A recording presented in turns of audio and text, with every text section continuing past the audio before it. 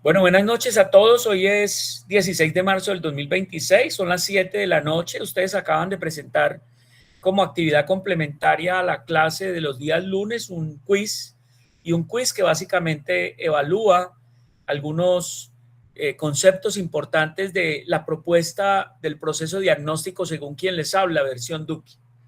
Vamos entonces a este tiempo, unos 20 minuticos.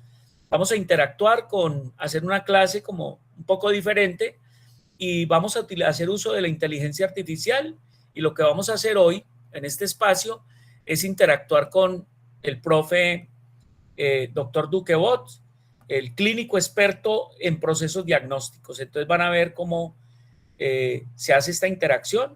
Vamos a recorrer paso a paso el proceso que propone el doctor. Buenas noches, profe doctor Duque Bot. Soy el doctor Duque. Son las 7 de la noche. Vamos a tener 20 minuticos con usted, profe. ¿Y qué queremos en estos 20 minuticos? Que hagamos una interacción los dos, y si alguien quiere de los estudiantes preguntar, es bienvenido la interrupción, donde vamos a recorrer paso a paso el proceso diagnóstico del profe de Duque. Comenzando desde la construcción de la historia clínica. Entonces queremos que usted, con base en la lista de verificación que tiene, comencemos a hacer un relato de lo que sería, por ejemplo, el paso cero, la descripción de ese paso cero. No nos podemos extender mucho por el tiempo, dejamos los componentes principales y siempre explicar en qué consiste esa apuesta del doctor Duque de hacer una reflexión metacognitiva al final de cada paso, que terminan siendo las etapas de construcción de la historia clínica y el proceso diagnóstico. Profe, entonces comencemos con el paso cero, después me da paso a mí y luego vamos recorriendo paso a paso los dos. Paso cero, profe.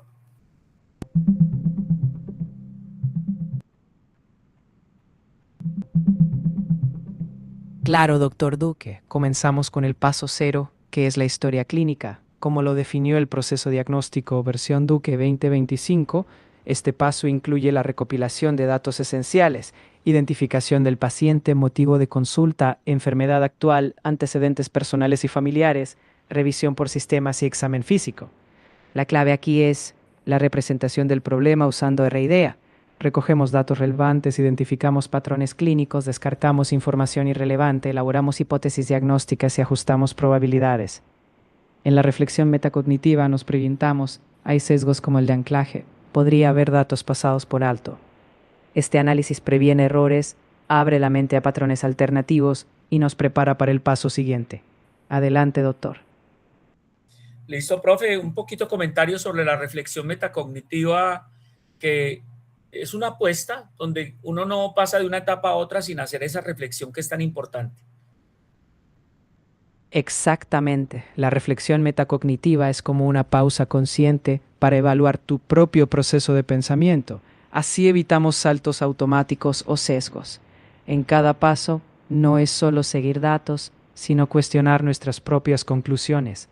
Así, cuando reflexionas, te preguntas, ¿estoy considerando opciones alternas? ¿Estoy pasando algo por alto? Es esa mirada crítica sobre uno mismo la que asegura que cada paso sea realmente sólido antes de avanzar. Perfecto, profe. Entonces, teniendo la historia clínica y desde ese, yo lo llamo el paso cero, eh, pasemos al paso uno. Ya tenemos la historia clínica completa, la historia multidimensional, los diferentes enfoques, de pronto un enfoque inicial RIDEA. ¿Cuál es el paso uno, profe? El paso 1 consiste en resumir los datos positivos. Aquí identificamos lo esencial: sexo, edad, síntomas y signos relevantes. Clasificamos hallazgos en positivos, negativos y alertas. Luego calculamos la probabilidad preprueba de cada diagnóstico, estimando cuántos hallazgos apuntan a cada hipótesis. La reflexión aquí es clave: ¿estoy diferenciando bien lo relevante? ¿He considerado alertas? Evito confiarme solo en lo inicial. Esto garantiza priorizar hipótesis antes de pasar a los síndromes. Adelante con el siguiente paso. Profe, sí quisiera un poquito que me ampliara más ese concepto que usted tiene para varios pasos, porque se pueden usar en 2, 3 pasos. Incluso podría ser utilizado como la única estrategia para evaluar cualquier caso clínico, que es la estrategia RIDEA. ¿Qué significa eso, profe? La estrategia R-IDEA es un marco de pensamiento clínico estructurado. R significa recoger datos relevantes, I es identificar patrones, D es descartar lo irrelevante, E es elaborar hipótesis y A es ajustar la probabilidad de las hipótesis según nuevos hallazgos. Esta estrategia es flexible y se adapta a distintos pasos. Al seguirla mantienes un proceso lógico, disminuyes sesgos y te obliga a revalorar cada paso con pensamiento crítico. En resumen, es tu brújula para no perder de vista ningún detalle ni desviarte en el razonamiento clínico paso a paso. Perfecto, profe. Entonces, el paso 2, ¿cuál es? El paso 2 es la agrupación en síndromes. Aquí tomamos los hallazgos clave y los organizamos en síndromes, conjuntos de signos y síntomas que hacen sentido juntos. Aplicamos R-IDEA, recogemos los hallazgos relacionados, identificamos patrones sindromáticos, descartamos datos que no encajen, elaboramos hipótesis de qué síndromes pueden estar presentes y ajustamos la probabilidad. Al final reflexionas, agrupé lógicamente, caí en sesgos. Esto asegura que los síndromes te lleven a hipótesis diagnósticas claras antes de seguir adelante. Profe, el concepto de ajustar probabilidad, ¿me lo quiere explicar? Claro, ajustar la probabilidad es revalorar cuán probable es cada hipótesis o diagnóstico en función de lo que vas encontrando. Al principio tienes ciertas ideas, pero cada dato nuevo, un signo, un síndrome, te hace repensar, ¿sigue siendo tan probable este diagnóstico? Es como un ajuste dinámico, a más evidencia a favor o en contra, más o menos probabilidad. Así afinas tu razonamiento con cada paso. Profe, mencionó la palabra sesgos dentro de, entiendo que se aplica muy bien en la reflexión metacognitiva y entonces si algo queremos evitar los médicos es precisamente esos sesgos. ¿Quiere contarnos siquiera unos 3 sesgos que sean de frecuentemente presentación y que lleven obviamente a que el médico cometa pecados? Por supuesto, uno muy común es el sesgo de anclaje. Nos aferramos a la primera impresión o dato inicial y no lo soltamos aunque surjan otras evidencias. El segundo, el sesgo de confirmación. Solo buscamos o valoramos datos que confirmen nuestra hipótesis favorita. Y el sesgo de disponibilidad. Tendemos a diagnosticar lo más fácil de recordar, quizás por experiencias recientes, aunque no sea lo más probable. Si los reconocemos a tiempo, evitamos caer en ellos y afinamos nuestro juicio. Perfecto, profe. Es muy frecuente en los servicios de urgencias que nos llegue la famosa paciente que dicen los médicos en urgencia, dice, llegó doña Silvia, la paciente de el EPOC, otra vez está en crisis. Y inmediatamente, sin examinar y sin preguntar, lo primero que hace el enfermero es colocarle oxígeno y pone una nebulización. En el mejor de los mundos coloca corticoides venosos. ¿Usted me quiere explicar qué sesgo está cometiendo ese médico ahí, esos médicos, ese personal de salud y los peligros que conlleva eso? Ahí están cayendo en el sesgo de anclaje. Asumen que por ser una paciente conocida con EPOC, la crisis actual debe ser lo mismo de siempre. Esto es peligroso porque podrían pasar por alto una condición distinta, tal vez un tromboembolismo pulmonar o una infección grave. Si no se detienen a reevaluar, el tratamiento puede no ser el adecuado e incluso agravar el cuadro. Por eso, cada vez que ves a un paciente, incluso conocido, hay que repasar el caso como si fuera la primera vez. Así evitamos diagnósticos erróneos. De pronto estamos haciendo alusión también a lo que llamamos el cierre prematuro, ¿no? Ese concepto me lo quiere ampliar. Exacto. El cierre prematuro ocurre cuando te apresuras a dar un diagnóstico sin considerar todas las posibilidades. En ese apuro dejas de recopilar datos o de pensar en diagnósticos diferenciales. El peligro es que trates lo que asumiste, pero si te equivocas, pasas por alto algo crítico. Por eso la reflexión metacognitiva y volver a cuestionar tus hipótesis es esencial. Nunca hay que dar por hecho que ya todo está dicho. Profe, pasemos al paso 3, diagnósticos diferenciales y ese concepto del Bone Score, sensibilidad, especificidad, verosimilitud, por favor. Claro, En el paso 3 generamos una lista de diagnósticos diferenciales que podrían explicar los síndromes. Aquí usamos el Bond Score, que evalúa evidencia a favor, evidencia en contra e impacto clínico, asignando puntajes de 1 a 3 en cada uno, máximo 9. Esto ayuda a priorizar. Luego, para cada diagnóstico seleccionamos pruebas diagnósticas basadas en sensibilidad, cuántos enfermos detecta, especificidad, cuántos sanos descarta, y verosimilitud, cuánto cambia la probabilidad. Reflexionamos. Consideré diagnósticos críticos, revisé guías confiables. Así evitamos sesgos y priorizamos lo más relevante. Es un balance entre pensamiento crítico y medicina basada en evidencia. Profe, ¿quiere contar cuando usted va a hacer la consulta, va a buscar la evidencia en esta fase? ¿Cuál es la literatura que tiene recomendada ir a buscar? Por ejemplo, cuando quiere buscar la sensibilidad, la especificidad de un signo determinado, clínico o un síntoma, eh, ¿cuál es el amparo de medicina basada en la evidencia? Cuente, profe. En este punto, lo ideal es apoyarse en fuentes sólidas de medicina basada en evidencia.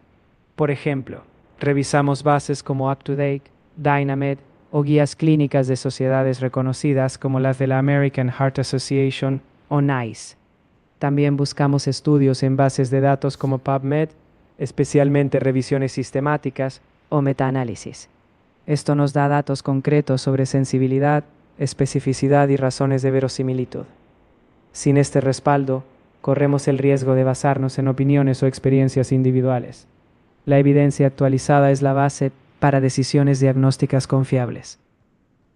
Muy bien, profe. Pasemos al paso 4. El paso 4 es la correlación clínico-paraclínica. Aquí seleccionamos pruebas diagnósticas basándonos en su sensibilidad, especificidad y razones de verosimilitud, siempre con esa base de evidencia. Luego interpretamos los resultados y calculamos probabilidad post-prueba, ajustando nuestras hipótesis. La clave es verificar si lo paraclínico tiene sentido con lo clínico. Al reflexionar nos preguntamos, ¿los resultados confirman o descartan hipótesis? Hay coherencia. Y así aseguramos que la clínica y los exámenes se integren antes de avanzar. Profe, ¿es posible que en un paso 4 nos tengamos que devolver de acuerdo a un resultado o vamos a proseguir al siguiente paso? ¿Qué recomendación haría? Totalmente posible.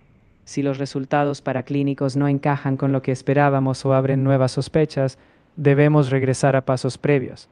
Ajustamos hipótesis, reconsideramos síndromes o ampliamos el diagnóstico diferencial. La idea no es avanzar por avanzar, sino garantizar coherencia.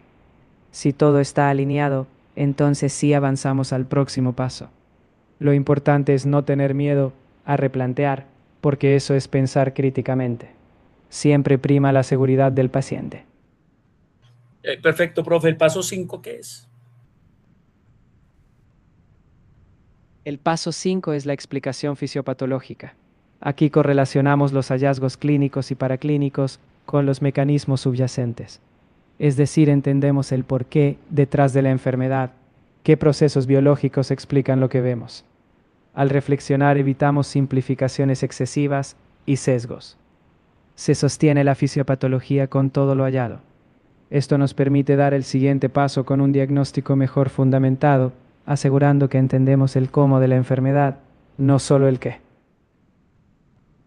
Perfecto, profe. El paso 6. El paso 6 es donde formulamos las conclusiones diagnósticas. Lo hacemos en 4 niveles. Primero, un diagnóstico sindromático, el conjunto de síntomas. Segundo, topográfico, ubicación anatómica. Tercero, etiológico, la causa subyacente. Y cuarto, específico, el diagnóstico final. Reflexionamos si el diagnóstico es coherente, integral y si hemos considerado todas las dimensiones. Así garantizamos un diagnóstico final sólido y claro para luego planear la acción. Perfecto, profe. El siguiente paso 7. El paso 7 es el operador conceptual, donde representamos gráficamente el diagnóstico principal. Usamos un esquema que incluye el género próximo, grupo general, la especiación, criterios que lo incluyen o excluyen, una definición clara con su cualidad esencial, y variables como analogías o escenarios hipotéticos. La idea es que este gráfico ayude a visualizar la estructura del diagnóstico, integrando conceptos. Al final reflexionamos si la representación es clara, coherente y nos permite explicar el diagnóstico con precisión. Ok, profe, ¿y el último paso cuál sería?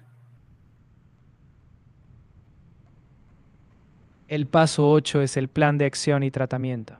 Aquí definimos estrategias farmacológicas, qué medicamentos, dosis y duración, no farmacológicas como cambios en el estilo de vida, medidas preventivas para controlar factores de riesgo y un plan de seguimiento. Al final, reflexionamos sobre la inercia terapéutica. ¿Estoy tomando las decisiones correctas? ¿Es integral el plan? Así cerramos el ciclo, asegurando un manejo completo y seguro del paciente. Profe, quiero que se salga un poquito a la web si tiene capacidades en este momento de ir a hacer como una búsqueda, o si usted lo tiene en su cerebro, la palabra o el médico Cabot, y hay una metodología o una aplicación que incluye además de ese célebre médico Cabot y toda su metodología diagnóstica con inteligencia artificial, y se llama Cabot, ¿sí? Termina en bot, como de la palabra robot. ¿Sí puede darnos un poquito la referencia y cómo compara usted el método del profe doctor Duque Bot con el método Cabot? Si sabe, si no sabe, simplemente conteste que no sabe, por favor, o que no es capaz de buscar.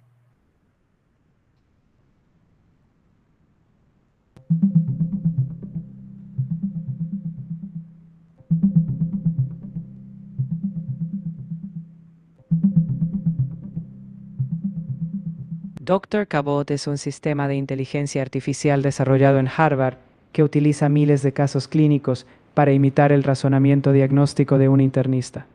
Ha mostrado una precisión de alrededor del 60% en el diagnóstico principal. Aunque es una herramienta interesante, no forma parte del proceso diagnóstico versión Duque 2025, que sigue un enfoque sistemático y reflexivo, donde la decisión final siempre la toma el médico. Ambas metodologías pueden complementarse. Cabot ofrece una comparación, pero el juicio clínico sigue siendo fundamental. Si usted quisiera hacer un cuadro de diferenciales entre lo que el método Cabot propone y lo que el profe doctor Duque Bot propone, digamos, en qué se parecen, en qué se diferencian. Si tiene acceso, por favor, al método Cabot. En términos de similitudes, ambos buscan apoyar diagnósticos precisos. Cabot usa inteligencia artificial y miles de casos, mientras que el profe Duque Bot guía un razonamiento clínico paso a paso. Cabot se basa en algoritmos, mientras que el método Duque enfatiza metacognición y reflexión en cada etapa. Cabot puede dar una sugerencia automatizada, en cambio el método Duque sigue con el médico como decisor final, fomentando un proceso reflexivo. Ambos pueden complementarse, pero el método Duque prioriza siempre la reflexión crítica humana, no solo la tecnología. Profe, se supone que todos estos ejercicios y todas estas metodologías se amparan en pensamiento crítico. ¿Usted quiere decirme características, primero definición y características que hacen gala de lo que es el pensamiento crítico, y cómo esto que nosotros hacemos con esta clase de pensaclínico de cierta manera utiliza bases estructurales del pensamiento crítico? El pensamiento crítico es la capacidad de analizar, cuestionar y evaluar la información de manera lógica y reflexiva. Sus características clave incluyen cuestionar supuestos, considerar múltiples perspectivas, basarse en evidencia y evitar sesgos. Lo que hacemos en este proceso diagnóstico es exactamente eso. No damos nada por sentado, revisamos cada paso, usamos evidencia, reflexionamos sobre nuestros propios sesgos. En cada etapa te detienes a pensar, ¿es esto razonable? ¿Qué evidencia lo respalda? En esencia, todo el proceso que seguimos está estructurado para ejercitar y fortalecer ese pensamiento crítico en cada decisión médica. Porque se puede decir que de cierta manera lo que hacemos en este espacio y con todo el proceso diagnóstico tiene amparos del pensamiento complejo.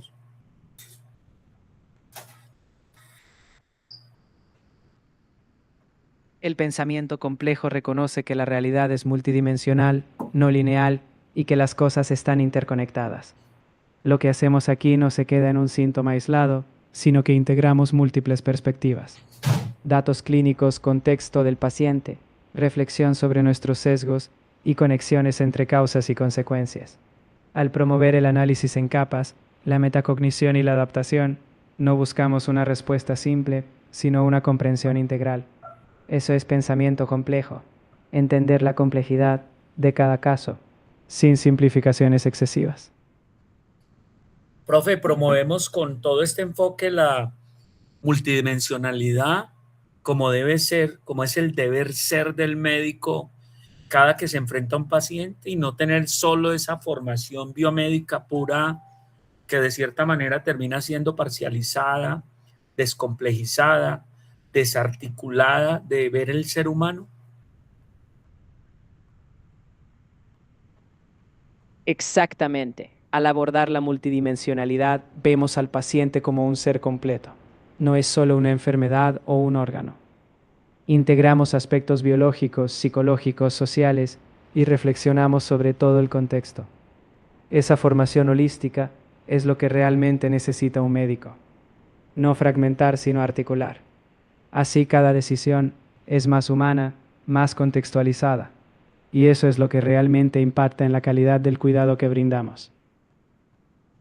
Gracias, profe. No sé si algún estudiante quiere hacer alguna pregunta, alguna observación de cierre, algo para la reflexión o algo para preguntarle al profe doctor Duquebot. Alguien que se atreva.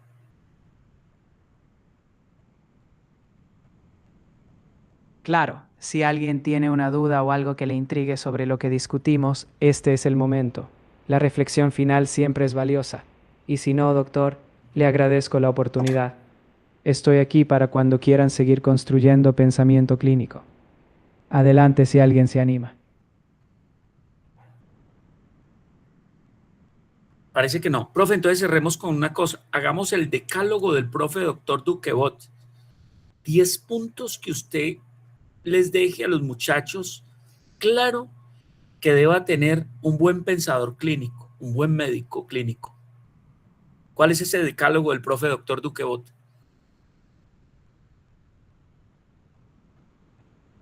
Perfecto. Aquí va el decálogo.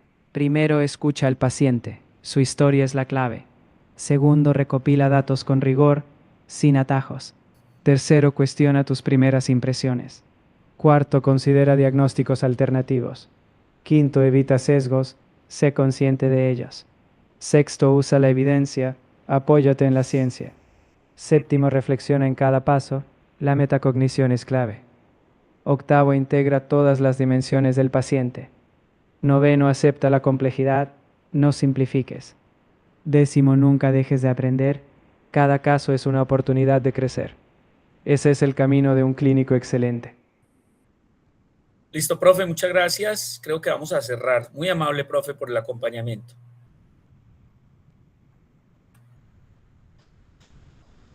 Listo, muchachos. Bueno, entonces nos vemos dentro de 8 días. Grupo 2 bien juicioso para que nos deje el camino evidenciado de un proceso diagnóstico perfecto. Gracias a todos. Que estén muy bien. Voy a cerrar la grabación.